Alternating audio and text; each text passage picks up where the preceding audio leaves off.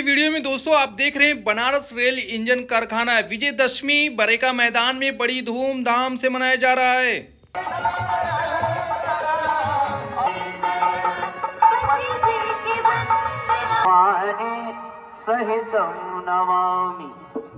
जो विश्वपाई दिगंबर और अर्धनारीश्वर है, जिनके मस्तक पर चंद्रमा शोभमान है, जिनके गले में नरमुंड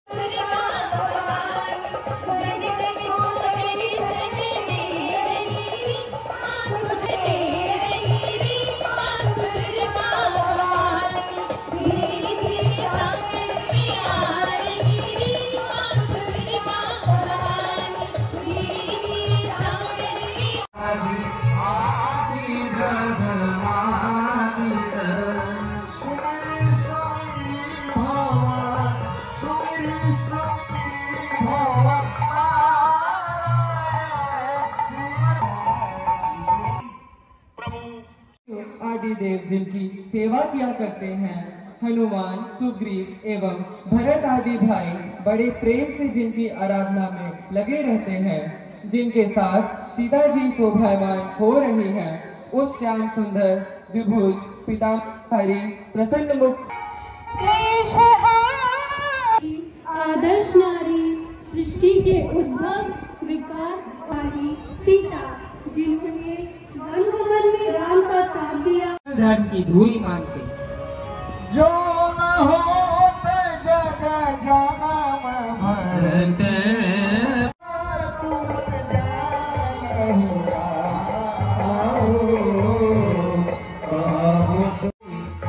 शत्रुघ्न राम के अनुज परम रिपुसूदन पद कमल पर पत्थर रखकर श्री राम को पिता द्वारा वनवास दिए जाने पर भी सुमन रघुकुल नरेश राजा का चरण पखार कर अपने समस्त पूर्वजों और परिवार कर दिया है, और जिसे के सेनापति के रूप में अपने अनुभव, परामर्श और सैन्य संचालित से राम की विजय में सहयोग किया।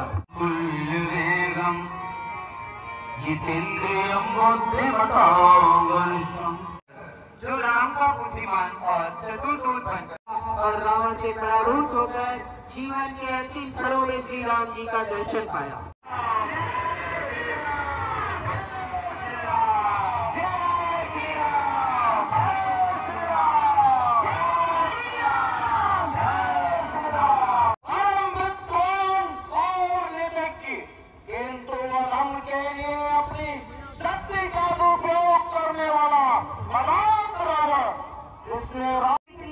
सीता लंका के लिए काल बनकर आई है, उसे राम को वापस कर दीजिए और राम सत्य संकल्प प्रभु की निद्रा का काम किया, और जो वैशाली की तरह बलान वगैरह पाने निमग्न जीवन पर्यंत राष्ट्र नीतियों को पास रखा, लेकिन जिसके बल और विवेक के बूते उसने राम से कठोर संग्राम करने का संकल्प लिया है।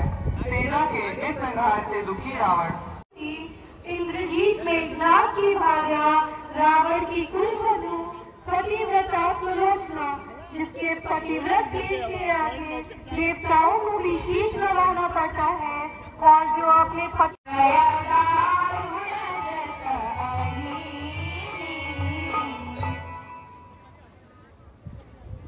रावण की दुलारी बहन काम, क्रोध और श्री राम की विजय में सहायक बने। मां का सहयोग देने वाला वारिस, जिसे श्री राम के सरसंहार से स्वर्ग की प्राप्ति हुई।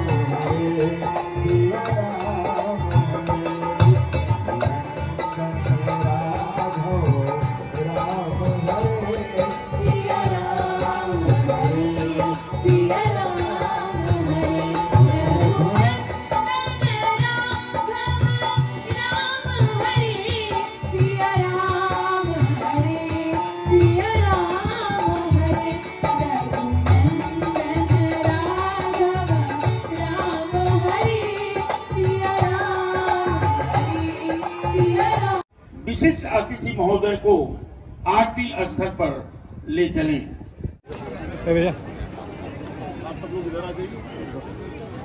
आए पंडित जी।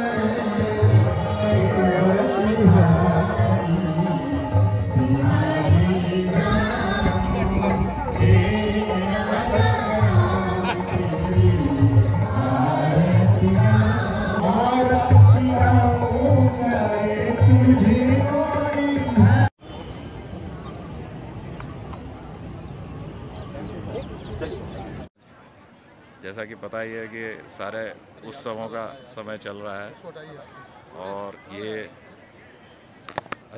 बुराई पर अच्छाई का प्रतीक है दशहरा, और सब लोग खुशी से मनाएं।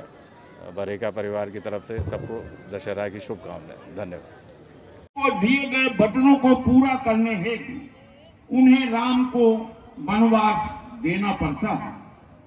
अंततः राम वन को जाने के लिए तैयार होते हैं। साथ में लक्ष्मण और सीता भी वन जाने को उद्यत होते हैं। राम उन्हें लाख चाहने पर भी मना नहीं कर पा रहे हैं।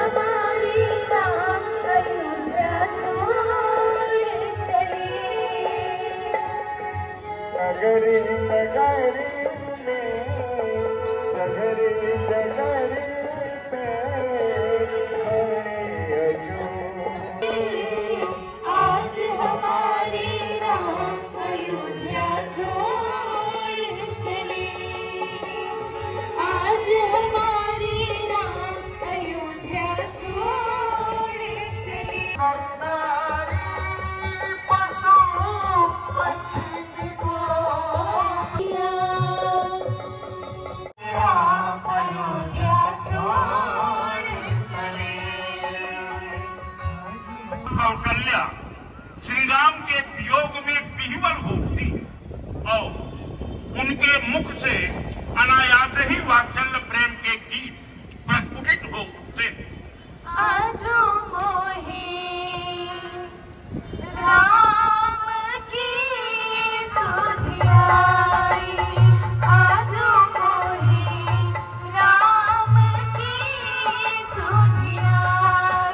सहित श्रृंगवेरपुर पहुंचते हैं, जहां मुक्तिदायिनी गंगा प्रवाहित हो रही है। सीता सचिव सहित दो भाई श्रृंगवेरपुर और गंगा को प्रणाम करते हैं।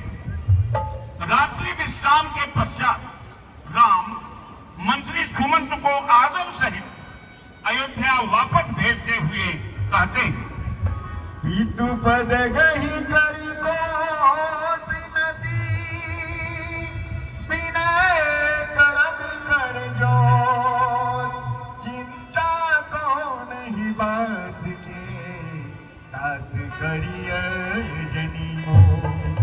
सुमंत को आदर पूर्वक अयोध्या वापस भेजकर श्री राम अपने अनुज लक्ष्मण और भार्या सीता सहित गंगा के किनारे पहुंचते और गंगा पार उतारने के लिए केवट को आवाज देते। ओ भैया नाव वाले, जरा इधर तो आना। अभी आया सरकार। केवट तेजी से दौड़कर श्री राम के पास पहुंचता और उन्हें प्रणाम करता। कहिए क्या क्या है? बंधु, हमें गंगा पार जाना है। यदि अपनी नौका पर बिठाकर हमें उस पार पहुंचा दो तो तुम्हारी बड़ी कृपा होगी। प्रभु, नाव तो मैं अवश्य ही लाऊंगा और आपको गंगा पार भी उतारूंगा, किंतु क्या भैया? निसंकोच कहो, क्या कहना चाहते हो? केवट श्री राम से क्या निवेदन करता है, आइए इसे हम गीत के माध्यम से सुने। चरण धोआ के चढ़ी नैया रघुरैया रैया, चरण धोआ के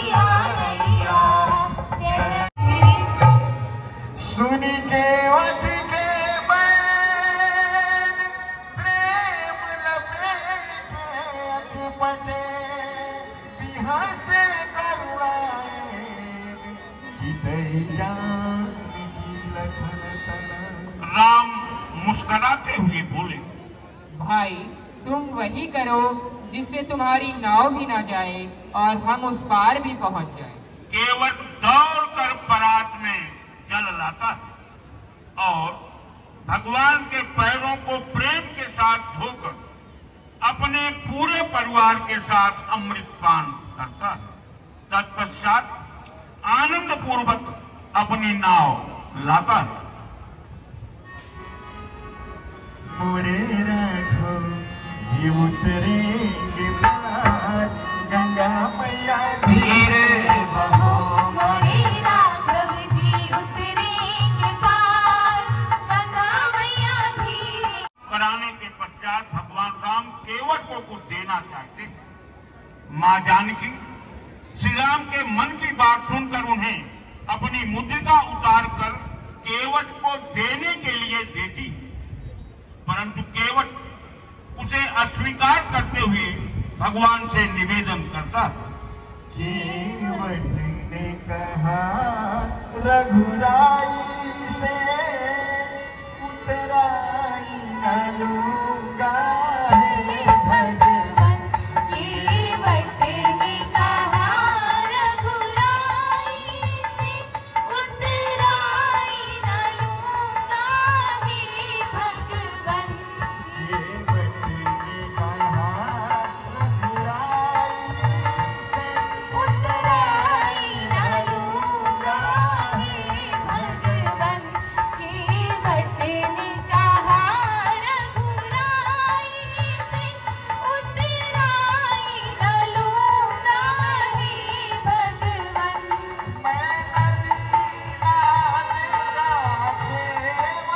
राम केवट को अपनी अनपायनी भक्ति प्रदान करते हैं और तब प्रभु गणपति शिव सुमेरी प्रभु नाई सुरस रही मात, सखाय तुझ सहित बना गमन की। जरा देर ठहरो राम,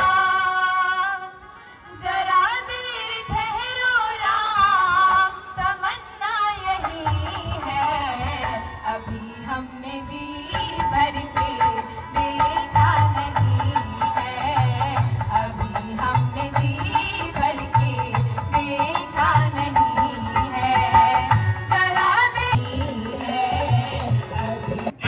में भटकते हुए मुनियों और ऋषियों को दर्शन देते हुए तथा उनसे आशीर्वाद प्राप्त करते हुए पंचवटी पहुंचते हैं। सुपर्णखा रावण की वही पंचवटी सो गई एक बारा, देखी विकल भई जुगल तुम्हारा। एक दिन सुपर्णखा जो रावण की दुलारी बहन है घूमती हुई पंचवटी पहुंचती है। दोनों राजकुमारों को देखकर विकल हो जाती है। उन्हें मोहित करने के लिए गीत गाती है एवं नृत्य करने लगती है। आइए सुपर्णखा के गीत और नृत्य का अवलोकन करें। मोरे रामा रघुवर की हो रामा रघुवर की मोहनी मूरतिया सुरतिया ना बिसरे रे हारी। श्री राम के पास जाकर कहती है, हे राजपुत्र, तुम कौन हो? हम अयोध्या के राजकुमार हैं। इस जंगल में क्यों भटक रहे हो? शायद तुम मुझे ही ढूंढ रहे हो ना? देवी, मैं आपके कथन का आशय नहीं समझा। यदि सुख भोगना चाहते हो तो मुझे अपनी दासी बना लो। इस प्रकार इस जंगल में तुझे तनिक भी कष्ट नहीं होगा। हे देवी, मैं तो विवाहित हूँ। देखो, मेरी पत्नी भी मेरे साथ है। हाँ, यदि तुम चाहो तो मेरे अनुज का वरण कर लो। सुपर्णखा लक्ष्मण के पास जाकर कहती है, कुंवर जी, जरा मेरी ओर तो देखो। कौन? तुम कौन हो? यहाँ क्यों आई हो? मैं आपसे विवाह करने आई हूँ। तुम्हारी मति मारी गई है क्या? ना ना कुंवर जी, ऐसी बातें नहीं करते। चल हट, नहीं तो अभी एक बार में तुझे ठिकाने लगा दूंगा। सुपर्णखा क्रोधित होकर, तूने मेरा अपमान किया, अब नहीं छोड़ूंगी। इस वन में तुम सब चैन से नहीं रह पाओगे। यह कहती हुई सुपर्णखा सीता की ओर झपटती है। इस पर लक्ष्मण प्रभु राम का संकेत पाकर उसकी नाक और कान काट देते हैं। लक्ष्मण उन्हें राम से युद्ध करने के लिए दरबार में पहुंचकर विलाप करती हुई काटी। सभावाज परिव्याकुला, बहु प्रकार करो, मोहिनीयति दस कंधर, मोहिनीयति हे दशानन, तेरे ही तेरी क्या मेरी ऐसी ही दशा होगी? बहन, क्या तुम धर्म करके बात नहीं गई? गई थी भैया, किंतु दुख है कि वे दोनों उन तपस्वियों के द्वारा मार दिए गए। अच्छा, तुम जाओ, मैं उसका बदला लेकर ही रहूंगा। सुपर्णखा समझा करी, बोले तो तुम्हारे गयो घर दूसरे मामा मारी के बाद सिर्फ के किनारे अकेला ही चल पड़ता है। इस प्रकार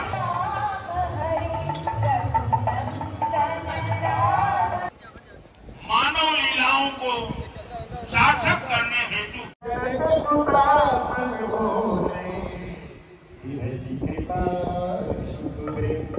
लक्ष्मण जब कंदमूल घर लाने के लिए वन में चले जाते हैं, उसी समय अकेले में कृपा और सुख के सागर श्री राम हंसकर जानकी जी से कहते हैं, नाश करना चाहता हूँ, इसलिए जब तक मैं निशाचरों का विनाश करूं, तब तक आप अग्नि में निवास करें। जैसी आपकी आज्ञा प्रभु। सीता भगवान श्री राम को प्रणाम कर तथा उनके कमलवत चरणों को अपने हृदय में धारण कर अग्नि में प्रवेश करती है।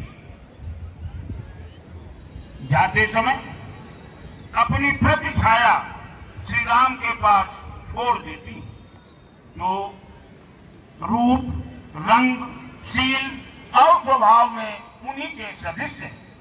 श्री राम की इस लीला को लक्ष्मण भी नहीं जान पाते। इधर रावण पड़ता है। सीता राम से स्वर्ण लाने के लिए आग्रह करती है। राम मृग के पीछे दौड़ते हैं। स्वर्ण भागते भागते दूर जंगल में चला जाता है। अंततः राम मृग को बाण से मारते हैं और वह हा लक्ष्मण कहता हुआ धराशायी हो जाता है। सीता यह इस सुनसान जंगल में माता जानकी को अकेली छोड़कर वह कैसे चले जाए। वह सीता को समझाने बुझाने का प्रयास करते हैं और भैया राम की महाशक्ति का स्मरण दिलाते हैं। वे बार बार कहते हैं, मां, राम पर कभी कोई संकट आ ही नहीं सकता। लक्ष्मण माता सीता को कैसे समझाते हैं, आइए इसे भी हम गीत के ही माध्यम से सुने। इतना बताएगा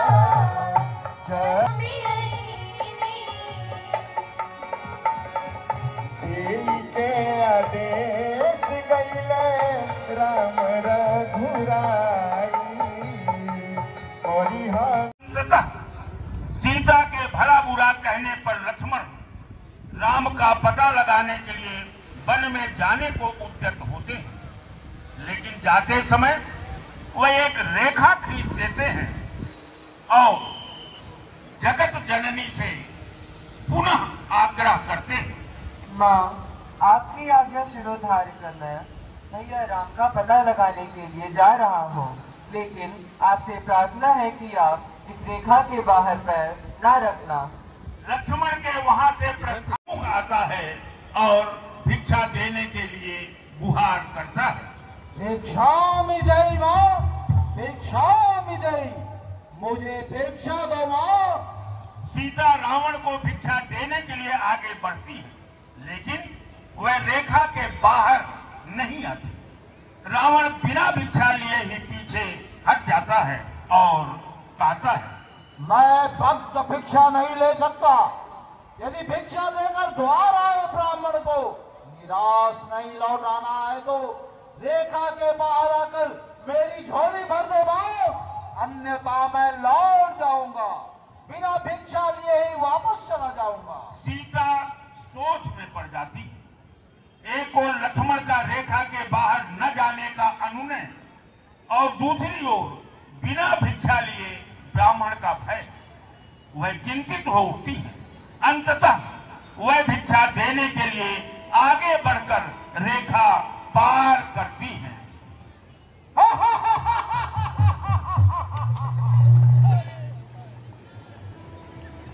रावण अट्टहास करते हुए बिठाकर आकाश मार्ग से लंका की ओर प्रस्थान करता है। बीच मार्ग में गिद्धराज जटायु रावण को ललकारता है और जगत जननी को छोड़ देने का आग्रह करता है, किंतु रावण उसके आग्रह को ठुकरा देता है। अंततः दोनों ओर से घनघोर युद्ध होता है। अंत में रावण अपनी कृपा से गिद्धराज जटायु के परों को काट डालता है, जिससे जटायु श्री राम की लीलाओं का स्मरण कर पृथ्वी पर गिर पड़ते हैं। उधर लक्ष्मण उल्लंघन न कर सका। इस सुनसान जंगल में वंचनों और दानवों के उत्पात के बीच सीता पता नहीं कैसी होगी। चलो शीघ्र पंचवटी चले। राम लक्ष्मण तेजी से पंचवटी की ओर चल पड़ते हैं। वह सीता को वन वन ढूंढते हुए भटकते हैं। वृक्षों, लताओं और पक्षियों से सीता का पता पूछते हैं। प्रभु श्री राम सीता को किस प्रकार खोज रहे हैं, आइए इसे भी हम गीत के ही माध्यम से सुने। जनक की को पूर्ण करने वाले अविनाशी श्री राम मानव चरित्र की लीलाओं को सार्थक करते हुए आगे बढ़ते। कुछ दूरी पर उन्हें खून से लथपथ गिद्धराज जटायु दिखाई देते, जो श्री राम के चरणों को स्मरण कर रहे हैं। श्री राम आगे बढ़कर गिद्धराज को अपनी गोद में उठा लेते। कर सरोज सिर पर सेओ कृपा सिंधु रघुवीर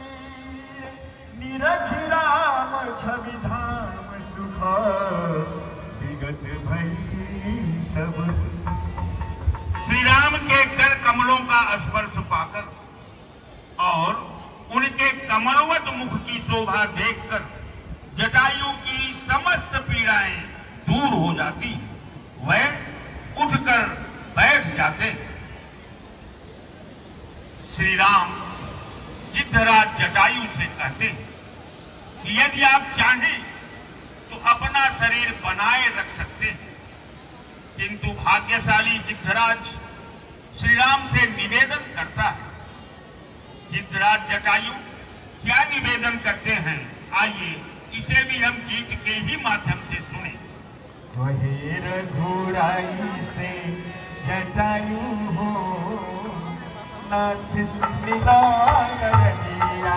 वही रघुराई से जटायु हो, नाथ सुनिलाय रघिया। वही रघुराई से जटायु हो, नाथ सुनिलाय रघिया। वही रघुराई से जटायु हो, नाथ सुनिलाय रघिया। तब कह गीता वचन धारी धीरा, सुनहु राम गोचर आगे। सोमम लोचन गोचर आगे। राखो तेरी नाथ के ही थारे। राखो तेरी नाथ के ही थारे। करी कवन करो बड़ाई हो, नाथ सुनिला। सीता का हरण और गिद्धराज की दशा देखकर प्रभु श्री राम विह्वल हो उठे। वह श्री राम जो नरोए वन कमल में श्री पिता की वेदनाओं पर उठाकर गिद्ध को निज गोद में आंसू बहाते हैं, न जाने कौन से गुण पर दयानिधि रीझ जाते हैं। गिद्धराज श्री राम से उनकी अविरल भक्ति की याचना करते हैं और स्वर्ग चले जाते हैं। श्री राम गिद्ध की अंतिम क्रिया स्वयं करते हैं। दशमय स्वधा, दशमय स्वधा, दशमय स्वधा। अविरल भगति मांग बरा, गीत गयो हरिधाम। तिहि की क्रिया जहाँ सबरी मतंग ऋषि द्वारा दिए गए वचनों को याद कर डगर बहारत पंथ निहारत, डगर बहारत होता सुबह से शाम। कहियो दर्शन दीहे हो, भिलनियों के राम। कहियो दर्शन दीहे हो, भिलन। आते हुए देखकर गदगद हो उठती है। उसकी दशा का वर्णन आइए गीत के माध्यम से सुने। मगन मन सबरी नाचे अंगनवा, मगन मन सबरी नाचे अंगनवा। नाचे अंगनवा बहारे अंगनवा, नाचे अंगनवा बहारे अंगनवा। बार बार सोचे मुनि राज की कहनवा, बार बार सोचे मुनि राज की कहनवा। तरस दिहे रघुवर राम जी ललनवा, तरस दिहे रघुवर राम जी ललनवा। सबरी की कुटिया पर पहुंचते हैं। सबरी उन्हें प्रणाम कर उचित आसन पर बिठाती है तथा श्री राम और लक्ष्मण को कंद मूल फल आदि खाने के लिए देती है।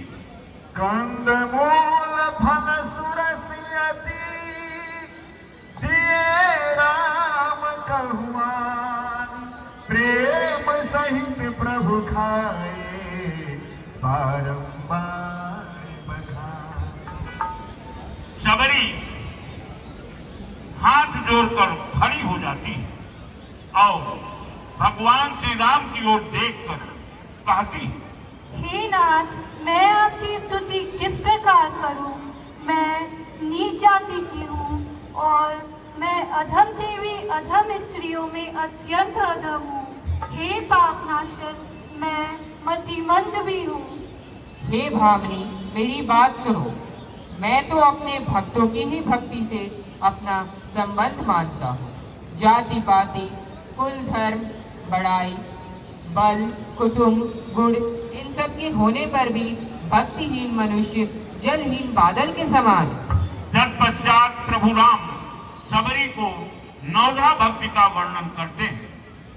पहली भक्ति है संतों का सत्संग, दूसरी हरि कथा में प्रेम, तीसरी अभिमान रहित होकर गुरु सेवा, चौथी कपट रहित भगवान का गुणगान, पांचवी भक्ति है मंत्र का जाप और ईश्वर में दृढ़ विश्वास, छठी इंद्रियों का निग्रह, सातवीं संसार को समभाव से देखना, आठवीं संतोष और 9वीं भक्ति है सरलता एवं सबके साथ कपट रहित बर्ताव करना। तुमने तो सभी प्रकार की भक्ति है, इसलिए जो गति योगियों को दुर्लभ है वह आज मैं तुम्हें प्रदान करता हूँ। अब हे भामिनी, यदि तुम्हें सीता के संबंध में कुछ पता हो तो बताओ। प्रभु, आप तो सब कुछ जानते हैं, फिर भी यदि पूछते हैं तो आप पंपा नामक सरोवर जाइए, वहीं आपकी मित्रता सुग्रीव से होगी, जो सीता की खोज में आपकी सहायता करेंगे। यह सुनकर प्रभु श्री राम पंपा सरोवर हेतु गमन करते हैं। सबरी उन्हें एकटक निहारते हुए कहती है, जरा देर ठहरो राम, जरा देर ठहरो राम, तमन्ना यही है, अभी हमने जी भर के देखा नहीं है। त्याग कर स्वर्ग गमन करती है।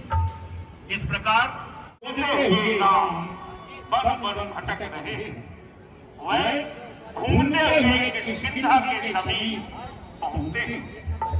सुग्रीव अपने अनुचरों के साथ बैठे हुए हैं।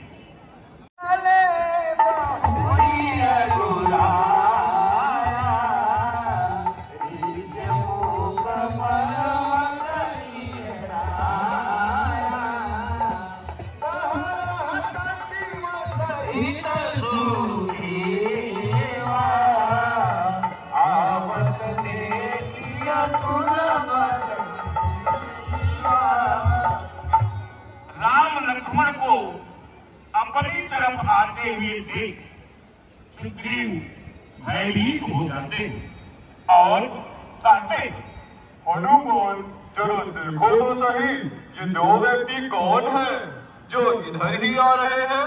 कहीं ऐसा तो नहीं कि इन्हें बाली ने भेजा है? जैसी आज्ञा महाराज, मैं अभी जाता हूँ।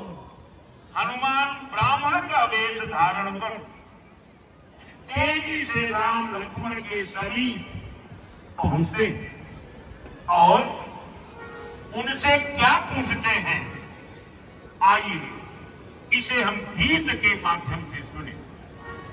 बने बने घूमे हो बटोहिया, बनही ओ नहीं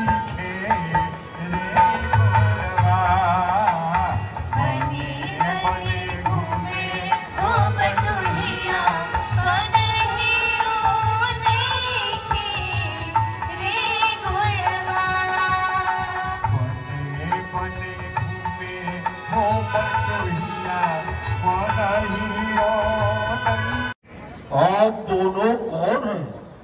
कहाँ के रहने वाले हैं और इधर कैसे घूम रहे? हे विप्रदेव, मेरा नाम राम और मेरे भाई का नाम लक्ष्मण है। हम अयोध्या के राजा दशरथ के पुत्र, पिता की आज्ञा मानकर हम दोनों तथा मेरी पत्नी सीता वन में आए हैं। लगता है निशाचरों ने सीता का हरण कर लिया है, उन्हीं को खोजते हुए हम वन घूम रहे हैं। हनुमान, प्रभु श्री राम को पहचान कर उन्हें प्रणाम करते। प्रभु पहचानी भरे गई चरण आपका अकिंचन सेवक हो महाराज। हनुमान उन्हें आदर पूर्वक सुग्रीव के पास ले जाते। वहां पहुंचकर सुग्रीव से उनका परिचय कराते, उन्हें उचित आसन पर बिठाते। किष्किंधा राम की मित्रता सुग्रीव से होती है। राम अपनी दोनों भुजाओं को उठाकर सुग्रीव से कहते हैं, सखा सोच त्यागहु बल मोरे, सब विधि जब काज मैं तोरे। सुग्रीव भी सीता की खोज करने और राम की सहायता करने का संकल्प लेते।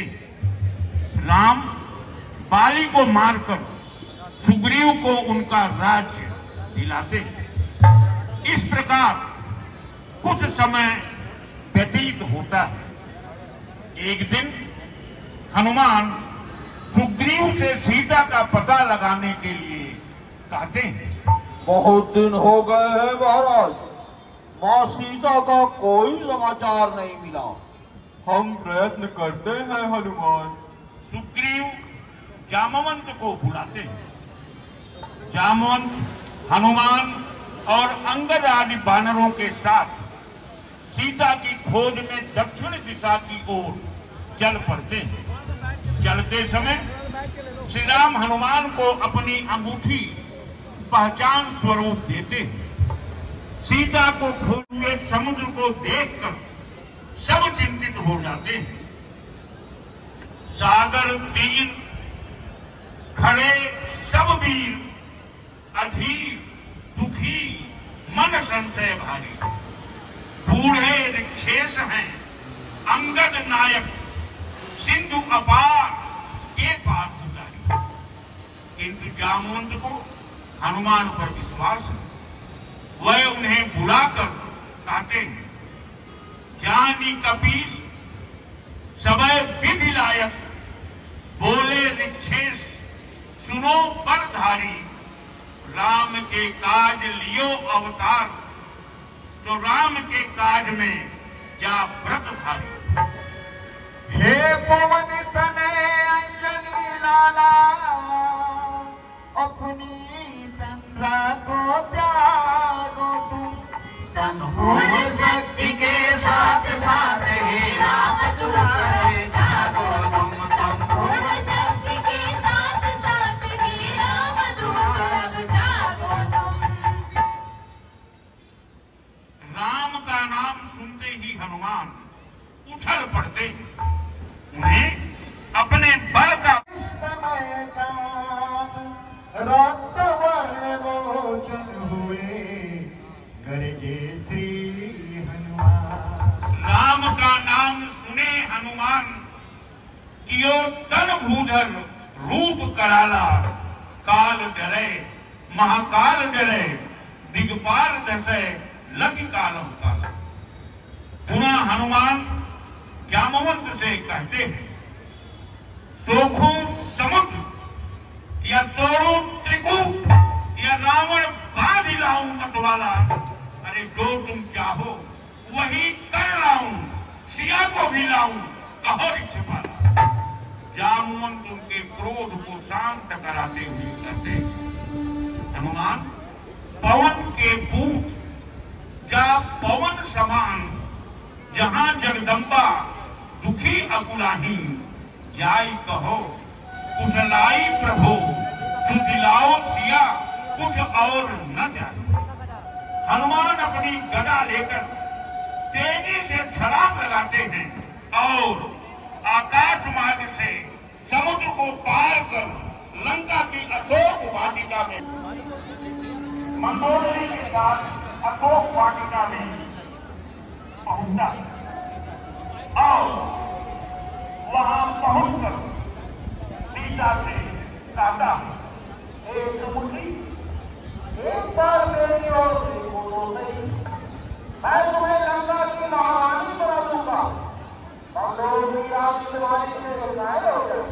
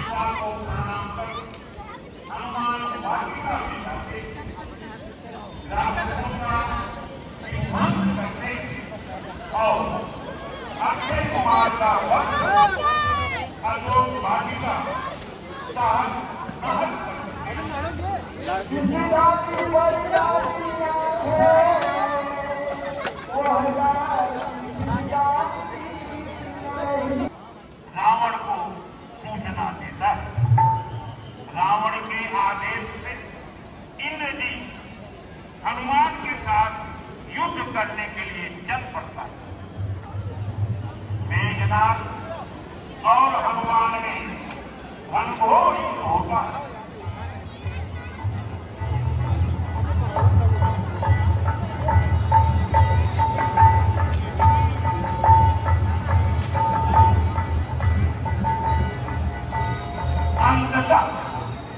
मेघनाथ हनुमान को ब्रह्मास्त्र से परास्त कर नागपाश में बांधकर रावण के सम्मुख होता देता, किंतु विभीषण के समझाने पर मान जाता है और कहता, कभी ये ममता पूछ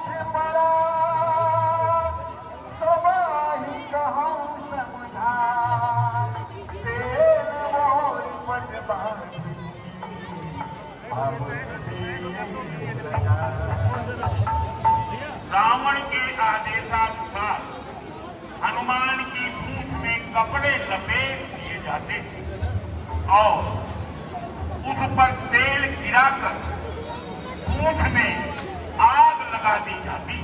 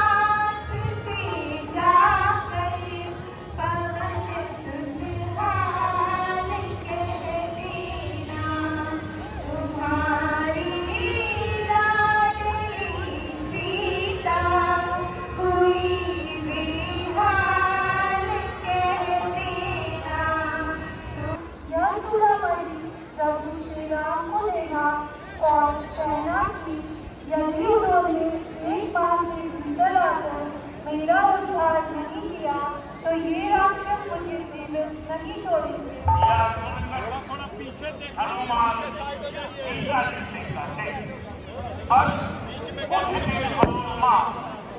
समय की प्रतीक्षा करो। बंदरों की सेना से राम लंका आए। राम आशीर्वाद से चलेगा सब निशाचरों का। दानवों के वंश में न अंश रह जाएंगे। लंका का अंत होगा, राक्षसों का अंत होगा। रावण को मारकर आप को ले जाएंगे। राम का प्रताप तीनों लोकों में गूंजेगा। माता सुर नर मुनि सब यश को जाएंगे। हनुमान मां सीता से चूड़ामणि लेकर उन्हें प्रणाम करके लंका के सभी जीवित राक्षसों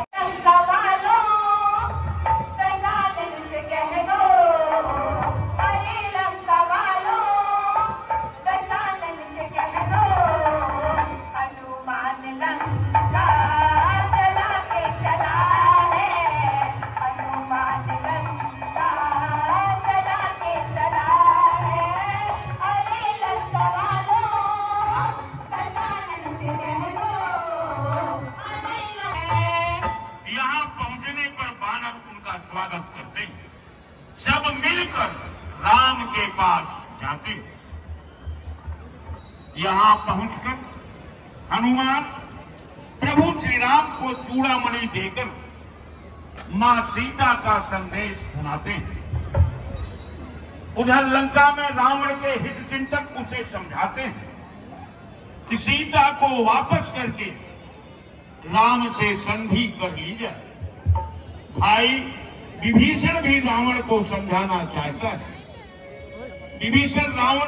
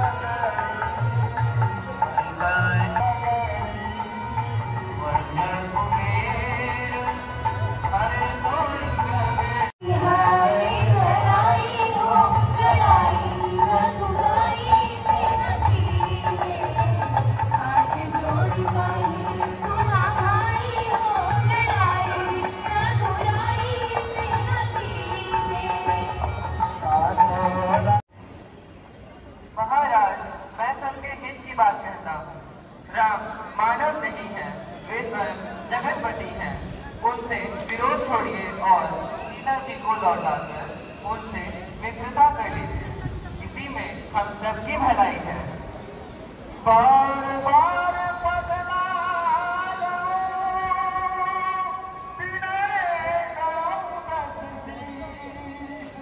परिहरी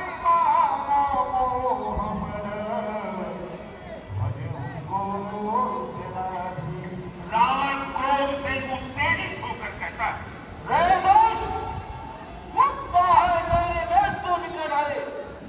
तुझे शत्रु का मछली अच्छा लगता है तो जाओ, भाग जाओ। विभीषण को लात मारता है।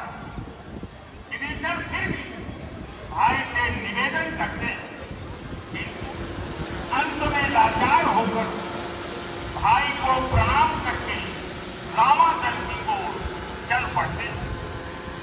बंदर प्रभु श्री राम के पास जाकर उन्हें बताता है।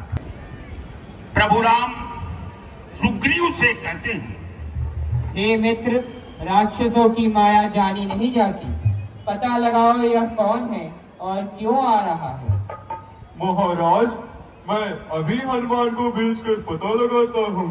हनुमान जाते हैं और वहां पहुंचकर विभीषण को साथ लेकर वापस लौटते हैं। यहां विभीषण को लाने के पश्चात सर्वप्रथम सुग्रीव से और उसके बाद सबसे उनका परिचय कराते हैं। त्राहिमाम, मैं दशमुख रावण का भाई विभीषण अब आपका दास हूँ। मेरी रक्षा कीजिए प्रभु। श्रवण सुजस सुनिया त्राहि त्राहि आरती हरण शरण सुख दे।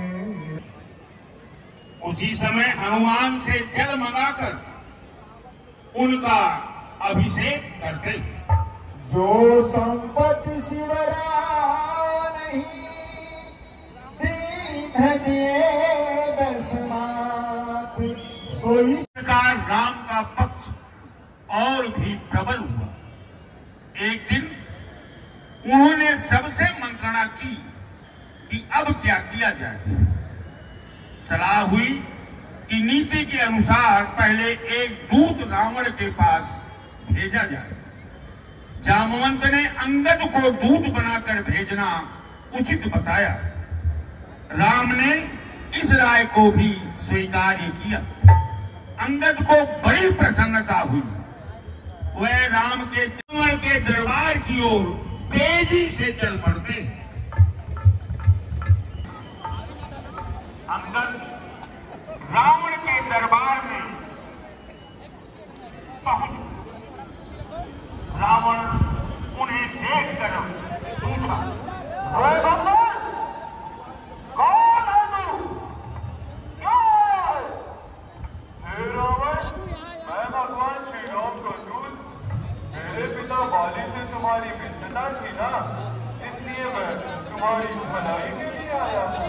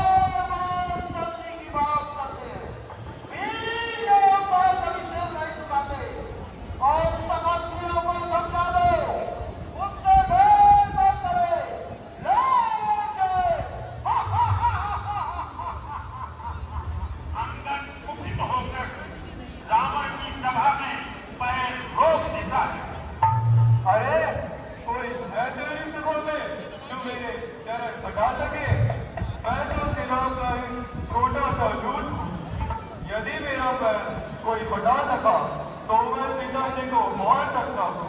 श्री राम वापस आ जाएंगे।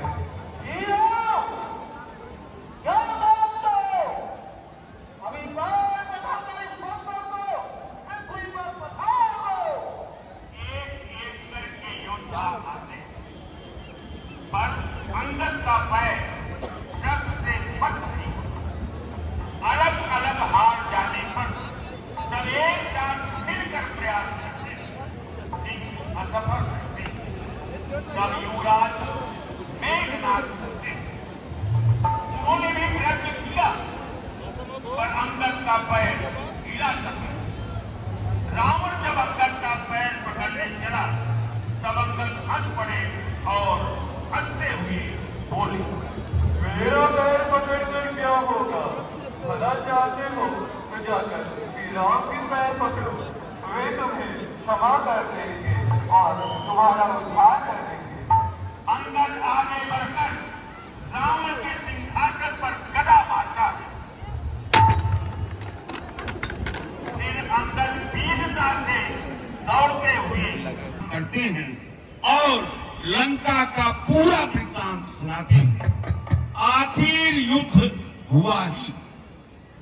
रावण ने अपने लक्ष्मण भी श्री राम से आज्ञा लेकर वानरी सेना के साथ और युद्ध प्रारंभ हो गया।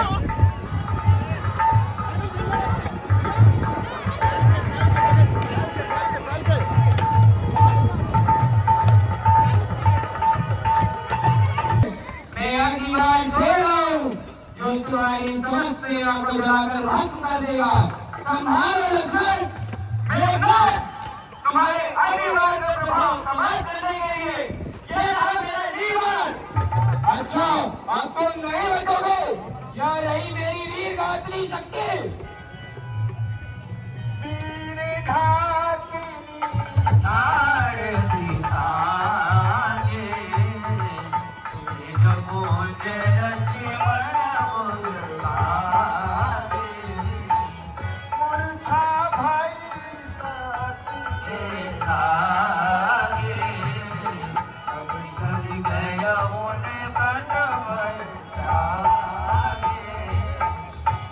लक्ष्मण को शक्ति लगती है और वह मूर्छित होकर गिर पड़ते हैं। उठाना चाहता है किंतु वह उससे हिले तक नहीं। तब हनुमान आते, वह लक्ष्मण को उठाकर श्री राम के पास ले जाते। उन्हें देखकर बहुत ही दुखित होते हैं। आपस में मंत्रणा होती। विभीषण की सलाह पर जामवंत हनुमान को लंका से रावण के राजवैद्य सुखेन को लाने के लिए आते। हनुमान पुनः तेजी से सुखेन वैद्य लाने के लिए लंका की ओर।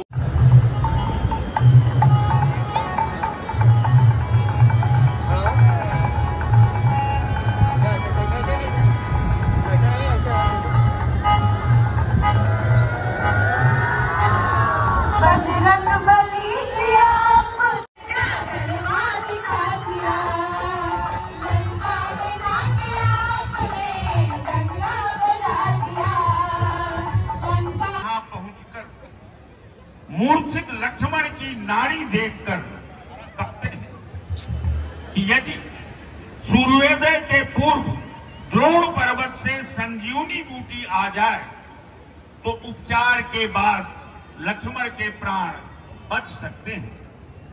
हनुमान पुनः तेजी से द्रोण पर्वत से संजीवनी बूटी लाने के लिए चलते समय सूर्यदेव को चेतावनी देते हुए कहते हैं, जब तक की जड़ी पहुंचा दूं मैं, उस समय प्रकट होगा भगवान। चल पड़ते वहां पहुंचकर बूटी पहचानने में असफल होने पर पूरा पर्वत ही उठाकर चल पड़ते। बीच मार्ग में अयोध्यापुरी है, जहां भरत भाई श्री राम के वियोग में बैठे। जंगल में गई रोई रोई तो है भारा, रोई रोई तो है। और बिना फल का बाण धनुष पर चढ़ाकर छोड़ देते हैं, तो हनुमान को लगता है और वे राम राम कहते हुए पृथ्वी पर गिर पड़ते हैं। भरत जी राम का नाम सुनकर दौड़कर हनुमान के पास जाते हैं और उन्हें श्री राम का सेवक समझकर उठाकर गले से लगा लेते हैं। हनुमान भरत जी को पूरा वृत्तांत सुनाते हैं। भरत जी हनुमान को घायल देखकर उन्हें पर्वत सहित अपने बाण पर बिठाकर युद्ध भूमि में वापस भेजना चाहते हैं, परंतु हनुमान इससे सहमत नहीं। भरत भैया राम के लिए अपना संदेश कहकर हनुमान को वापस भेजते हैं। श्री राम से कह देना एक बात श्री राम से कह देना एक बात अकेले में। श्री राम से कह देना एक बात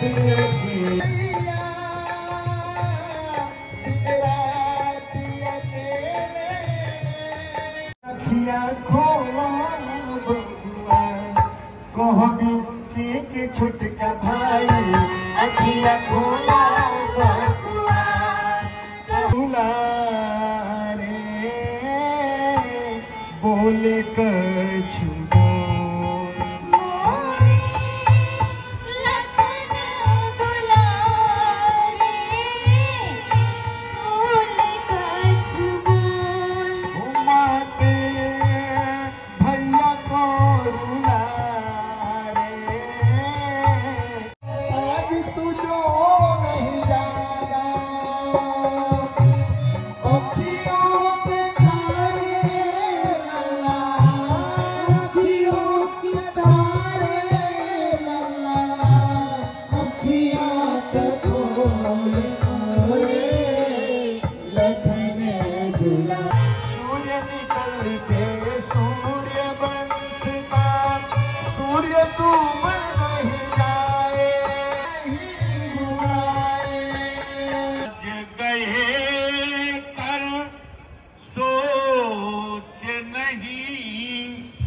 नहीं सोच पिता बनवास दिए को सोच पिता। आई गया हनुमान इसी बीच हनुमान संजीवनी बूटी लेकर पहुंचते हैं। वैद्यराज सुखेन सूखी से रस निकालकर उपचार करते हैं। लक्ष्मण ऐसे उठ जाते हैं जैसे सोकर उठे। सभी लोग प्रसन्न हो जाते हैं और श्री राम की जय जयकार होने लगती है।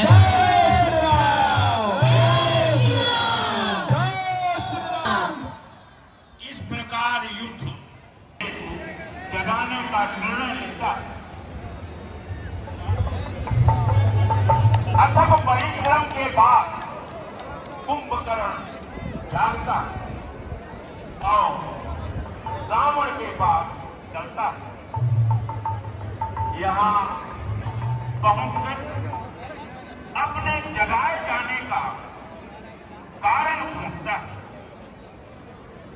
रावण उसे आज्ञापान सब वृत्तांत सुनाता है। इसे सुनकर कुंभकर्ण रावण से कहता है, कुंभकर्ण कहने लगा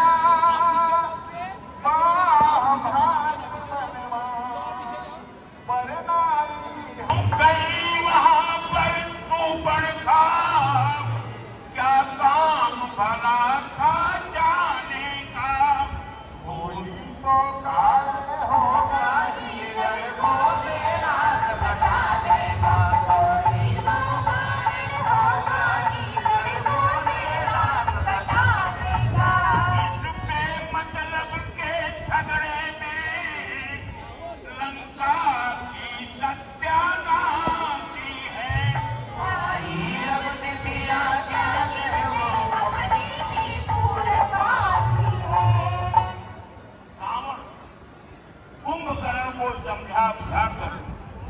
युद्ध में भेजना चाहता है। इसीलिए मदिरा से भरे अनेक खड़े मंगाता है, जिसे कुंभकर्ण और दरस्त कर जाता है और उन्मत्त होकर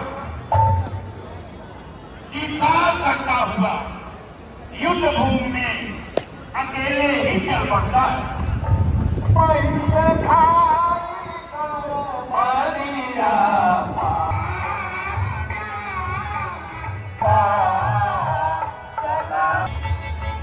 जिन्हें वह मच्छरों की तरह मार डालता है।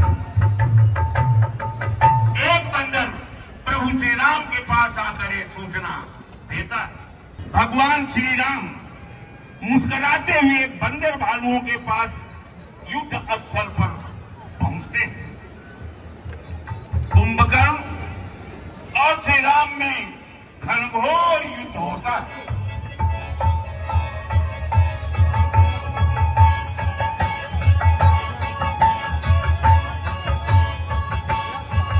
कुंभकर्ण युद्ध भूमि में गिर पड़ता है और सदगति को प्राप्त होता है। प्रणाम करके कहता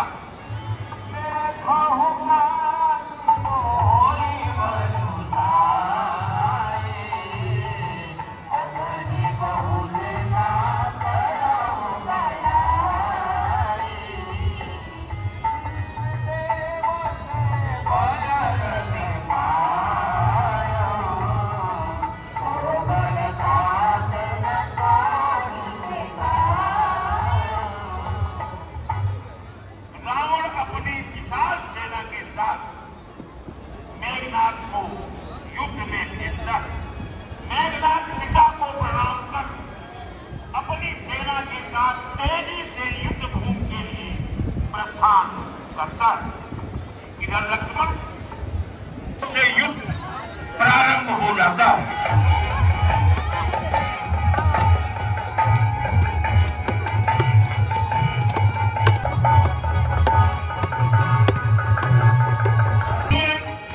मेघनाथ को ललकार कर कहते हैं, मेघनाथ लो तुम्हारा कालवाड़ छोड़ आओ। बाण लगते ही मेघनाथ का शीश कटकर श्री राम के चरणों में जाकर गिरता है। उसकी भुजाएं कटकर उसकी पत्नी सुलोचना के पास भुजाओं को देखकर व्याकुल होती है। वह अपने सतीत्व के प्रभाव से अपने पति की कटी हुई भुजाओं द्वारा लिखवा कर पता लगा लेती है कि उसके पतिदेव युद्ध में लक्ष्मण के हाथों गति को प्राप्त हो गए। उनका कटा हुआ शीश श्री राम के पास वह मंदोदरी से आज्ञा लेकर अपने पति का शीश प्राप्त करने हेतु तेजी से दामाचल की ओर चल पड़ती। प्रभु श्री राम का शरणागत हो जाएगा। भीषण का क्या होगा और फिर लंकेश कौन होगा? श्री राम हनुमान के मन की बात को समझकर कहते हैं, बोले हम भारतवासी हैं, शरणागत कौन भुलाएंगे। इनको लंकेश बनाया वो देश बनाएंगे। इनको लंकेश बनाया तो रावण वो देश बनाएंगे। इसी समय सुलोचना होती है। अपना परिचय देते हुए आत्म निवेदन करती है। वह प्रभु श्री राम से क्या कहती है, आइए इसे गीत के माध्यम से सुने। आई हूँ द्वार में तिहारी, हे रघुवर जी। आई हूँ द्वार में तिहारी, आई हूँ द्वार में तिहारी। रावण की पुत्र वधू नाम है सुलोचना। रावण की पुत्र वधू नाम है सुलोचना। मैं नागराज वासुकी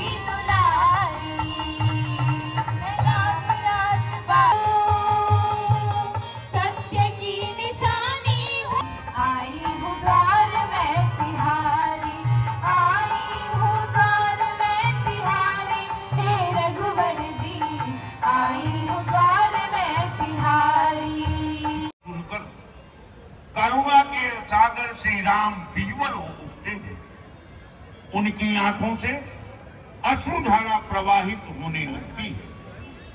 वह मेघनाथ का कटा हुआ शीश हनुमान से मंगाकर सादर सुलोचना को समर्पित कर देते हैं और 2 बंदर अंगरक्षकों के साथ सुलोचना को सुरक्षित लंका भेज देते हैं। इस प्रकार हमारी चौथी अजय भाई कुंभकर्ण और महाबली तथा पराक्रमी मेघनाथ के वध के बाद भी बात नहीं मानी। अभी भी उसे अपने बहु और पुरुषार्थ का प्रश्न इसलिए वह सब कुछ दांव पर लगाकर राम से लोहा देने को तैयार है। रावण अपनी विशाल सेना के साथ युद्ध भूमि में गमन करता, हनुमान के प्रारंभ हो जाता।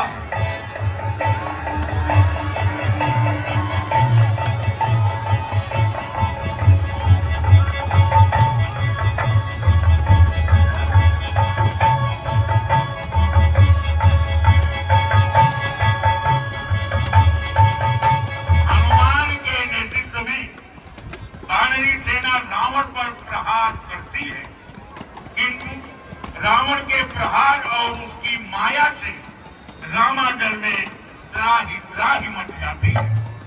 यह समाचार सुनकर भगवान श्री राम एक कर उनसे कहता है, रे द्वापस, अब तक तुमने जिन योद्धाओं को जीता है, मैं उनकी तरह नहीं हूँ। मेरा नाम रावण है, रावण। जानते हो, दिक्पाल भी मेरे बंदीगिरी में बंदी है। राम मुस्कुराते हुए कहते हैं, और भी कुछ कहना है तुम्हें? कहो। आज तुम बच नहीं सकोगे। मैं तुझसे सबका बदला एक साथ ही लूंगा। आज तुम रावण के हाथ आए हो, रावण के।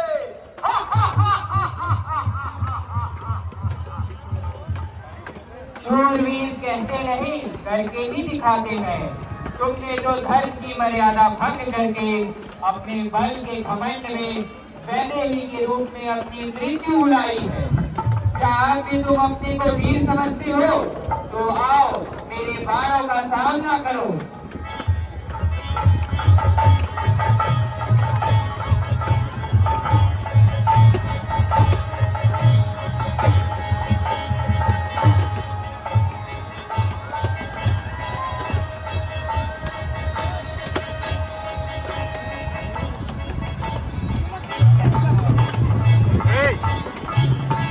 राम के भीषण प्रहार से रावण व्याकुल हो युद्ध भूमि से पलायन कर जाता है और संध्या समय अपने महल में जाकर विश्राम करता है।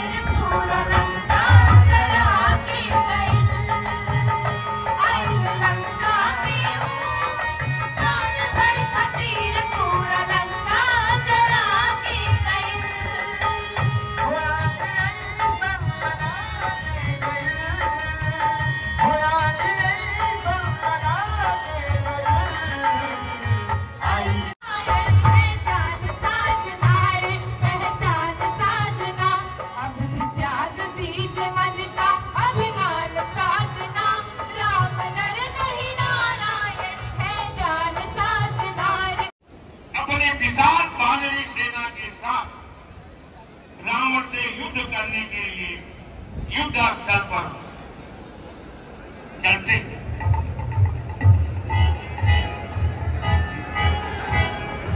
दोनों ओर से सेनाएं आगे बढ़ रही हैं। दोनों सेनाओं में आपस में युद्ध प्रारंभ हो गया और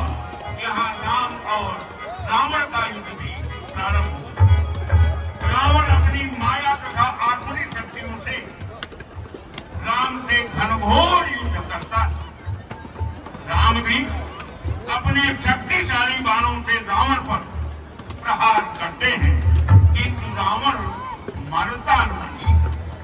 मरण नरी पूसरामा भाया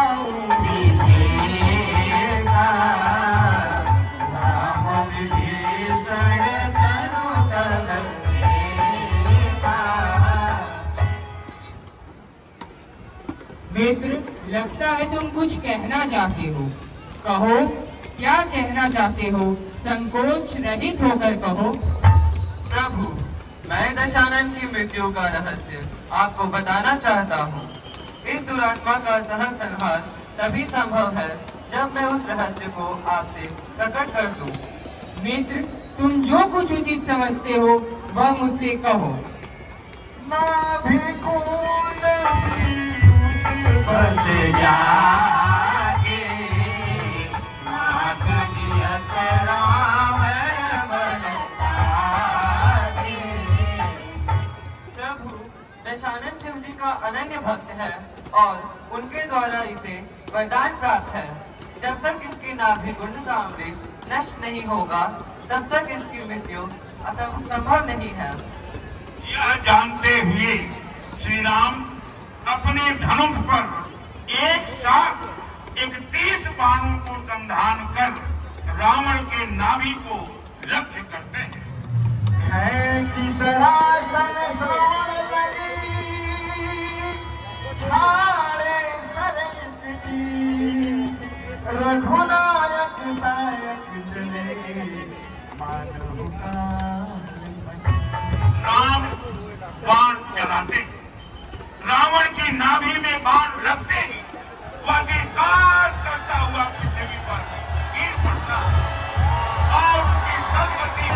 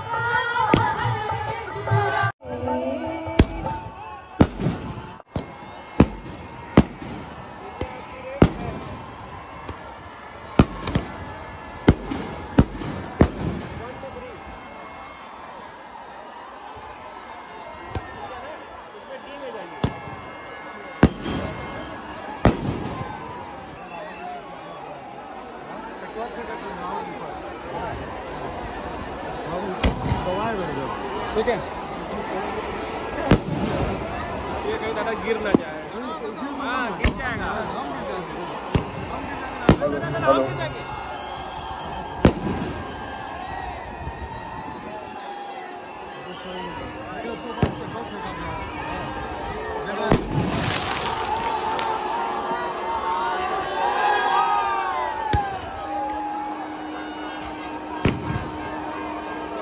एक छोटा सा बच्चा स्टेज पे पाया मिला है। जिस किसी सज्जन का हो आके ले जाएं। व्हाइट शर्ट नीली पैंट पहने हुए है।